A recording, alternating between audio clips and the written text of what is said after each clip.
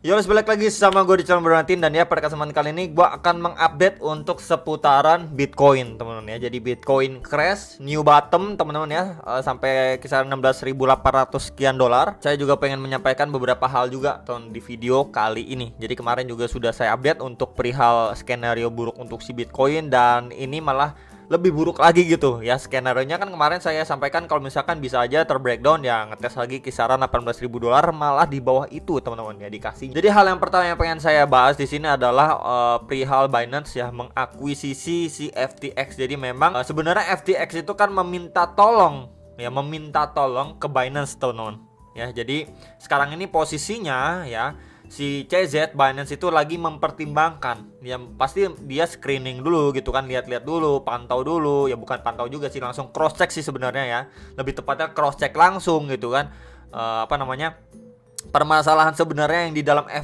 FTX ini seperti apa. Kemudian dia pasti memikirkan juga kan risk and rewardnya juga ya dong, pasti dong teman-teman. Sebagai pembisnis juga si CZ juga pasti akan ukur-ukur nih ya, ditimbang-timbang. Oke, kalau misalkan gue begini gini nanti bla bla bla dan lain sebagainya. Jadi memang buat teman-teman yang nanyain akan hal itu ya, masih dipertimbangkan ya, belum ada pernyataan resmi dari kedua belah pihak kalau misalkan nih udah resmi ya, udah diakuisisi sama Binance gitu. Kalau misalkan sampai itu muncul pernyataan resminya ya, baru oke, berarti benar-benar udah sah. Tapi sebelum itu ya udah, kita nggak bisa terlalu ekspektasi banyak gitu teman-teman ya. Nah, kemudian di sini kita lihat di trendingnya juga, Solana ini juga sudah drop cukup signifikan dan juga untuk si FTT, teman-teman. Kan FTT token itu kan adalah tokennya dari si FTX gitu ya. Jadi Solana ini juga terkoreksi parah ya, memang adanya hubungannya teman-teman. Kenapa? Di sini kita bisa baca juga ada hal lain yang menjadi perhatian seputar neraca perusahaan yang didirikan sama Sam Bankman-Fried itu ya. Menurut laporan Alameda menghitung token berbasis Solana seperti Sol, SRM, Vida, Maps, Oxy, di antara aset kripto senilai 3,37 miliar. Istilahnya mereka juga punya Solana ya, dan beberapa koin juga yang ada di jaringan Solana itu juga kena imbasnya. Dan ya kurang lebih seperti itu kan, orang-orang takut wah ini mereka punya Solana dan beberapa koin di jaringan Solana, takutnya dijual untuk istilahnya mengcover dalam tanda kutip si FTT-nya gitu ya. Cuman kan sekarang permasalahannya FTT-nya juga sudah terjun bebas sampai minus 80%-an gitu. Tadi itu sampai 2,5-an ya, 2,5 dolar lah teman-teman harganya. Jadi kalau misalkan dilihat ya seperti itu, mungkin ya dalam tanda kutip menurut saya pribadi berat ya kalau misalkan mereka mau jual lagi ya semuanya kayak Solana dan sebagainya untuk ngecover balik lagi si FTT-nya. Mungkin kalau saya di posisi mereka ya udah, saya lebih mending hold aja sekalian si Solananya ya. Mungkin nanti bisa terrecovery dari Solana dan beberapa koin di jaringannya si Solana, dibandingkan ya sekarang udah harganya murah dijual lagi untuk ngecover si FTT ya, dimana FTT-nya juga udah drop dalam banget, plus juga minta bantuan lah untuk si Binance akuisisi si FTX ya. Jadi itu menurut saya lebih punya chance lebih besar lah ya, lebih masuk akal juga ketimbang si mereka itu jual Solana dan lain sebagainya untuk ngecover atau buyback lagi si FTT-nya. Menurut saya udah jauh lebih susah sih, udah jauh lebih berat gitu ya, harganya aja udah kebanting parah masalahnya gitu teman-teman ya. Kemudian hal yang lain juga di sini teman-teman ya, yang menarik itu di Indodax ya. Jadi di sini ya kan ada hedge ya, hedge-nya ini masih normal sih teman-teman, bergeraknya ini kan satu kali short Bitcoin ya, hedge ini. Ini kalau dilihat dia kan kalau misalkan Bitcoin turun ya hedge itu naik ya. Cuman di hedge-nya ini ya satu kali short Bitcoin ini mengalami kenaikan 7,2%. Yang menjadi permasalahannya adalah bear-nya nih ya, 3 kali short Bitcoin ya kan, Bitcoin itu crash ya teman-teman. Tapi di sini bear-nya itu juga turun dalam juga guys, sampai 40-50% nih turunnya ya. Jadi semalam itu ketika saya lihat market naik yang nge-pump sampai 20.600 dolar ya, saya memang ada buyback lagi bull. Udah saya lepas bullnya ya, waktu market di pump gitu ya, saya lepas lagi bullnya. Nah, tadinya itu saya pengen nunggu lagi fase koreksi lagi, saya mungkin memanfaatin. Cuman waktu saya tengok, waduh, kok bear-nya nggak bereaksi gitu, dalam tanda kutip ya, bear-nya nggak bereaksi gitu ya. Saya takutnya nanti malah menyebar ya errornya, atau ya nggak tahu lah ya teman-teman, masalahnya itu menyebar, mungkin takutnya nanti ke bull juga dan lain sebagainya. Udah saya lebih milih stay away dari bull dan bear ya, sampai nanti situasi kondusif kembali gitu ya. Jadi mungkin buat teman-teman harap bersabar gitu ya, mungkin yang masih ada pegang bear atau bull dan lain sebagainya di Indodax ya, semoga permasalahan ini cepat selesai gitu ya, di fix kembali. Dan mungkin buat teman-teman yang mau bermain leverage gitu ya, mungkin di access lain itu masih bisa kayak Bitcoin down, Bitcoin up dan lain sebagainya gitu, produk lain ya. Jadi intinya ini kan produk-produknya token derivatifnya dari si FTX gitu ya. Jadi jangan sampai ya, menurut saya ini jangan sampai si FTX ini sendiri sampai amit-amitnya bangkrut gitu ya. Jadi kalau itu bangkrut ya ini gimana guys ya, jadi abu teman-teman. Ya semoga nggak sampai ke sana lah. Cuman saya mau kasih tahu terlebih dahulu aja gitu ya. Kenapa sih hubungannya si FTX sama token-token derivatif ini ya? Udah mereka itu induknya ekses itu dari mereka teman-teman. Tapi kalau misalkan mereka kenapa-napa, ya produknya mereka juga akan kena dampaknya, kenapa-napa juga gitu teman-teman ya. Jadi itu sedikit sharing saya buat teman-teman sekalian gitu ya. Dan ya di sini untuk bahasan DXY terlebih dahulu. Jadi sebenarnya si DXY ini malah udah drop signifikan ya, sesuai ekspektasi, malah dia sudah nyentuh di box warna hijau bagian atas ini.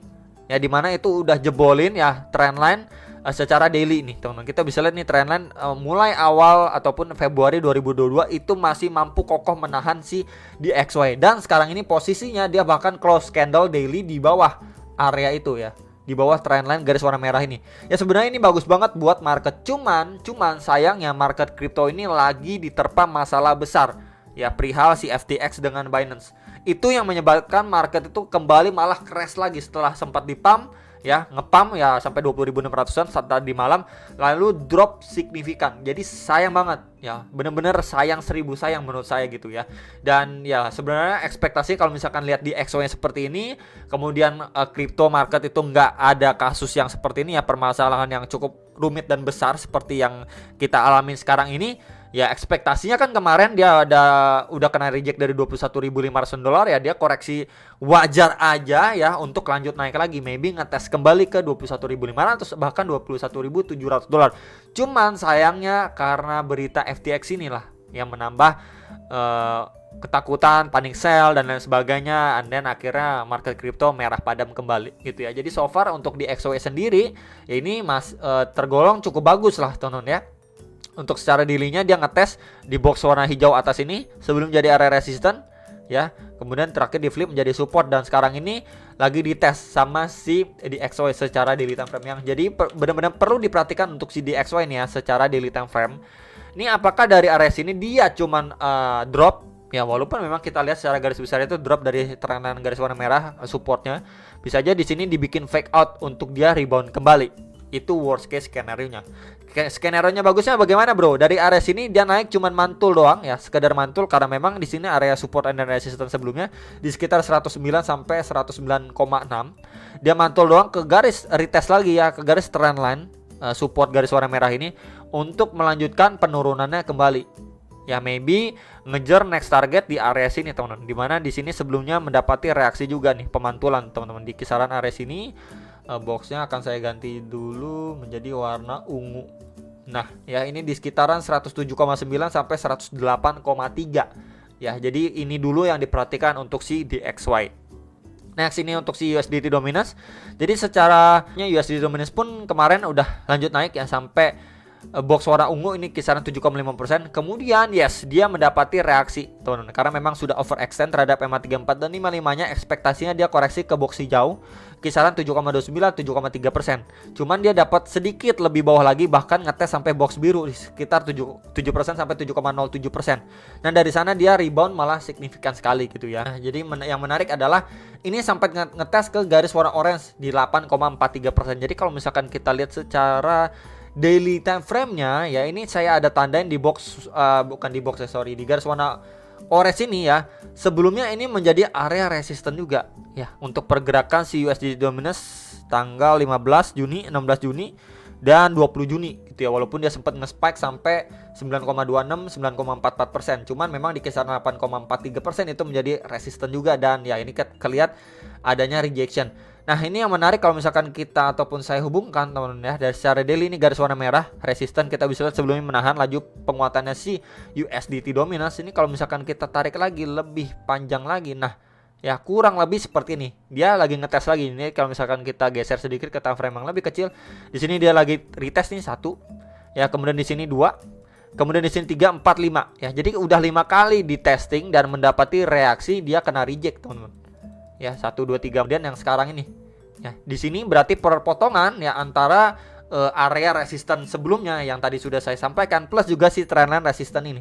Jadi hopefully ya untuk si USD dominance dari area sini dia kena reject ya, kemudian dia koreksi lagi maybe ngejar ke box merah di mana itu sebelumnya menjadi area tekanan signifikan juga datang tanggal 25 Oktober itu di sekitar 7,7 sampai 7,75% untuk si USD dominance. Jadi kalau misalkan ini let's say ini ya skenario ini yang terjadi, maka untuk si Bitcoin akan recovery at least mungkin masuk ke range kisaran 19.000 sampai 20.000 dolar itu masih make sense atau possible gitu ya. Dan kita lihat juga secara RSI time frame 4 jamnya pun ini udah extremely overbought banget gitu. Jadi sangat wajar kalau misalkan dari area sini dia kena reject, kemudian drop, koreksi dulu, retest dulu teman-teman. Ya itu masih lebih make sense lah menurut saya pribadi gitu ya. Semoga aja skenario ini yang terjadi. Kalau misalkan kita lihat secara indikator time frame 4 jamnya pun ya sudah extreme overbought banget. Plus dia sudah menyumpai di confluence of resistance, strong resistance-nya untuk si USD dominance secara daily time frame maupun hourly time frame. Oke. Jadi ini area yang benar-benar perlu diperhatikan. Dan juga biasanya takutnya dia bikin tail candle seperti sebelum-sebelumnya. Dia bikin jarum panjang ke atas kemudian baru drop turun gitu. Biasanya kan seperti itu. Maka kalau misalkan itu terjadi ya mungkin si Bitcoinnya malah bisa bikin tail candle atau jarum lagi ke bawah gitu ya. Jadi itu yang benar-benar perlu diperhatikan next ini untuk si Bitcoin. Jadi kalau misalkan kita lihat memang ini sudah terbreakdown teman-teman ya. Sudah terbreakdown dari channelnya. Jadi kalau misalkan kita ukur aja dari di sini ya. Kalau misalkan kita ukur di sini kemudian kita copy ya. Oke, ya. Jadi memang ini sudah mencapai targetnya teman-teman ya dari si bear flag-nya. Kita ukur dari sini ya. Dari pembukaannya dia drop signifikan kemudian bermain dalam channel, kita ukur lagi dari paling atas ke bawah ya ini udah precisely capai target sih di 17.000 nih kalau misalkan dilihat di Bitcoin USD-nya teman-teman ya. US dollar nih di Bitstamp time frame daily-nya. Ini udah kecapai targetnya. Tapi kalau misalkan kayak di Binance itu kan sampai 16.700 dolaran lah ya teman-teman. Nah sekarang yang perlu diperhatikan ya next target kisaran berapa bro. Mungkin yang terdekatnya itu kita bisa pantau dulu di box warna hijau bawah ini. Karena ini pernah dites di tanggal 18 dan 19 Juni 2022 dan mendapati reaksi cukup signifikan. Dan kembali dia ngetes ke kisaran situ nih posisi sekarang ini. Ya jadi palingan itu dulu yang diperhatikan. Kemudian kalau kita menggunakan bantuan Fibo pun ya dari swing low di sini ya saya ambilnya dari swing low ke swing high-nya yang terakhir. Maka kita mendapati beberapa next target juga. Ini kan golden ratio 3, 03, 05 dan 06-nya yang memang sudah lewat. Yang kita ambil itu dan perhatikan di sini teman-teman. Retracement 1,2 ya. Di 1,6 dan di 2 ya, di retracement 2-nya itu di sekitaran 14.870 dolar. Jadi next target bisa aja ya. Jadi kalau misalkan let's say area 17.000 dolar ini ya nggak mampu menahan laju penurunan si Bitcoin, dia masih possible ke kisaran berapa gitu kan pertanyaannya? Possible ke kisaran sini ya 16.100 dolar. Ya jadi bisa diperhatikan terlebih dahulu dua area target yang terdekat untuk si Bitcoin. Atau kalau misalkan lebih parah lagi ya dia bisa ngejar sampai retracement 2-nya atau sekitaran 14.870 sampai 15.000 dolar untuk si Bitcoin. Ya jadi kita secara daily pun belum lihat adanya reaksi yang cukup signifikan dari buyers. Yang kita lihat adalah reaksi yang terjadi atas retracement 1,2 dan mendekati area waktu dia bikin tail candle terakhir tanggal 18-19 Juni 2022. Baru kita mendapati reaksi dari area situ aja berupa tail candle teman-teman. Belum kita lihat bullish candle yang lumayan gitu ataupun perlawanan dari buyers ya, kurang lebih seperti ini nih teman-teman. Ya oke, dia turun signifikan. Ya dia bikin tail candle tapi next candle-nya yang kita perlu lihat adalah bullish candle yang mungkin signifikan. Maybe nanti balik lagi ngejar lagi kisaran 19.000 dolar atau 19.500 dolar. Itu yang benar-benar perlu kita lihat. Tapi kalau misalkan kita masih lihat bearish candle yang masih pekat ya seperti turun ya, kita bisa sekali perhatikan untuk 3 area penting secara daily time frame support si Bitcoin atau menjadi targetnya. Dan untuk RSI-nya pun sini baru OTW ya, baru OTW ke extremely oversold. Jadi kalau misalkan memang dari segi RSI-nya pun masih ngejar ke area extreme oversold, ya bukan nggak mungkin untuk si Bitcoin masih mungkin bisa terdrop lagi lebih bawah. Dan juga nggak lupa untuk nanti rilis data CPI tanggal 10 itu juga cukup berpengaruh ke market. Ya jadi yang perlu ditunggu itu rilis data CPI. Kemudian juga deal-dealannya FTX dan juga Binance yang benar-benar perlu kita pantau dan tunggu bersama-sama. Jadi semoga aja adanya good news ya untuk si market crypto bisa kembali dikasih napas. Tapi selalu prepare for the worst. Kalau misalkan nggak sesuai ekspektasi bagus, dia malah bad endingnya lanjut turun, kita bisa perhatikan atau prepare untuk beberapa area target yang tadi sudah saya sampaikan, bisa visit kisaran berapa kalau misalkan secara bantuan tools, bantuan kakek Fibo. Itu aja dari saya, semoga bisa bermanfaat buat teman-teman sekalian. Jangan lupa analisa kembali, tetap semangat, dan sampai jumpa untuk next video. Salam profit.